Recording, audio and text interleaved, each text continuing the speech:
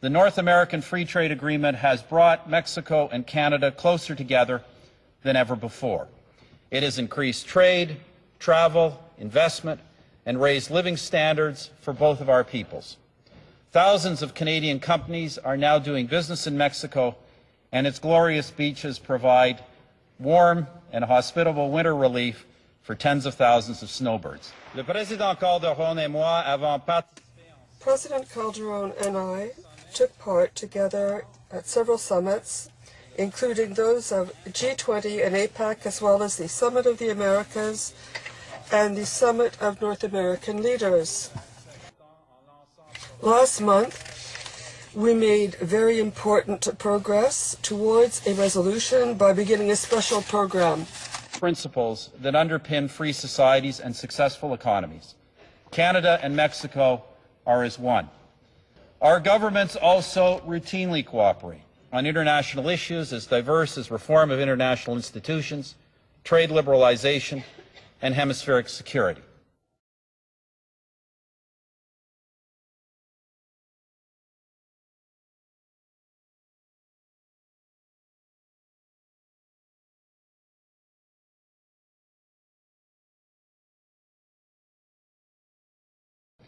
Educational and cultural exchanges are flourishing, and our seasonal agricultural workers program is widely recognized as a model for international labor mobility arrangements.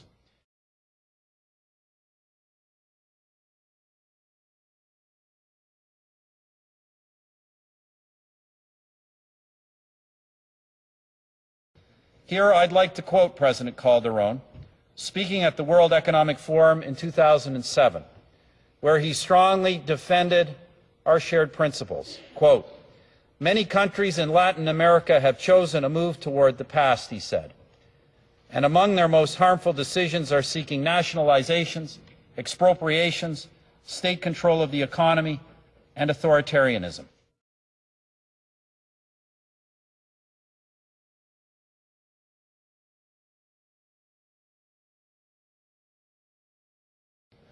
Mexicans have chosen a different, better way, the President said, and I quote again, "We have decided to look to the future and to strengthen democracy, markets, and investment."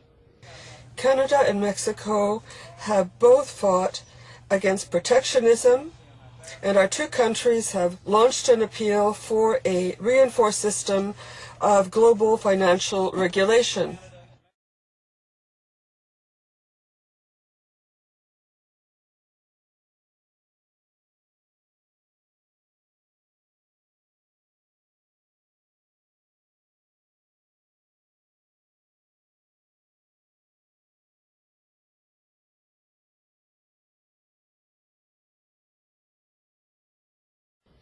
And the Canada-Mexico partnership has fostered public and private sector cooperation across a wide range of economic sectors.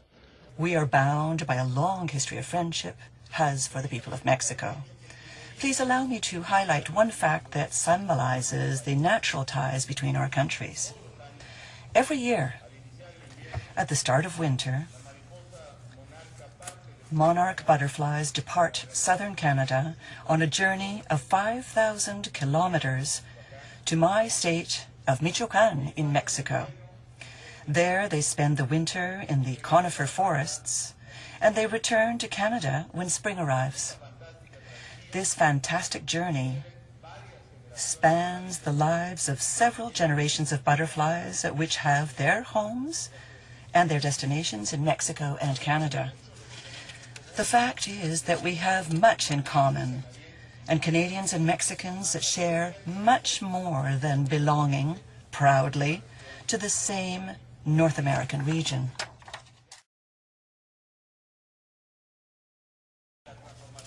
One of the most important transformations is the effort to uphold the rule of law in Mexico.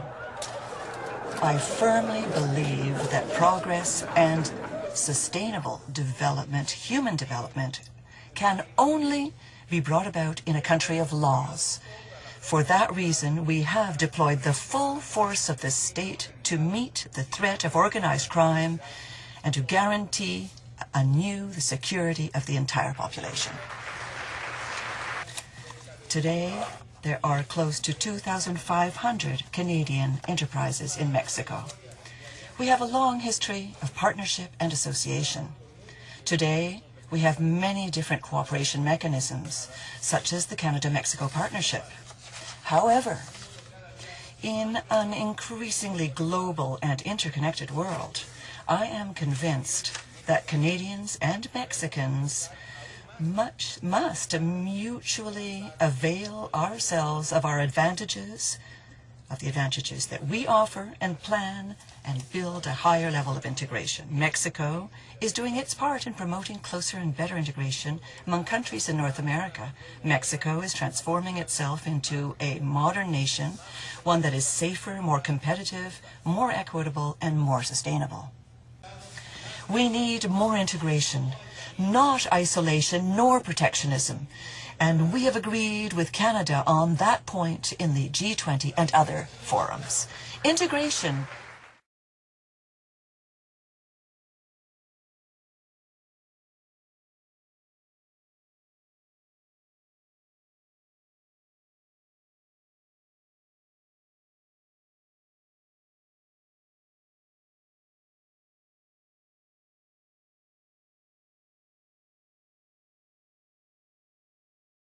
Integration is key in restoring strong, sustained growth in North America. For that reason, our future, and in particular, our economic prosperity and that which we want, depend on strengthening our financial, labor, and commercial markets.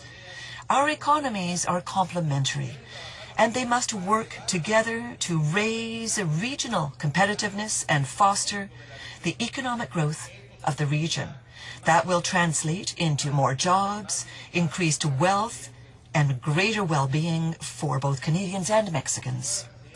At the end of this year, Mexico will host the 16th Conference of the States Parties to the United Nations Convention on Climate Change. My country is working to build consensus and to serve as a bridge between the economies of the developed countries and those of developing nations. As you can see, my friends, Mexico is a country in transformation. That makes us a more valuable neighbor and a strategic partner for the future of North America's prosperity. As I said previously, the world grows more globalized day by day and is divided into large, increasingly integrated economic regions. Some regions in Asia and the European Union have succeeded in combining their potential. I'm convinced that those regions that can maximize their comparative advantages will be assured of success in this age of unprecedented interconnections. Therein lies the importance of Canada and Mexico working together. Greater integration is what will make North America a more competitive economy, and we must redouble our efforts in that undertaking.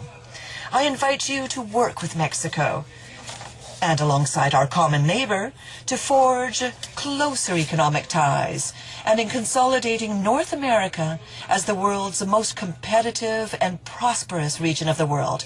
Together, we can make that a reality. On behalf of all parliamentarians, I would like to thank you, Mr. President, for having addressed us here today. This chamber has welcomed many distinguished guests in the past, but as the leader of Mexico, one of Canada's closest allies and friends, you occupy not only a place of honor, but really a seat at the family table. Señora Presidenta, Mr. President, this is your home. Canada and Mexico are as one. Canada and Mexico are as one.